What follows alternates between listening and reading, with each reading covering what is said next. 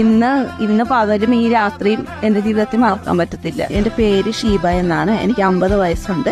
ഇതിനു മുന്നേ ട്രിപ്പൊക്കെ പോയിട്ടുണ്ടോ? ഇതിനു മുന്നേ വേളാങ്കണ്ണിയിലൊക്കെ പോയിട്ടുണ്ട്. ഇതുപോലെ ഒരു ട്രിപ്പൊന്നും പോയിട്ടില്ല.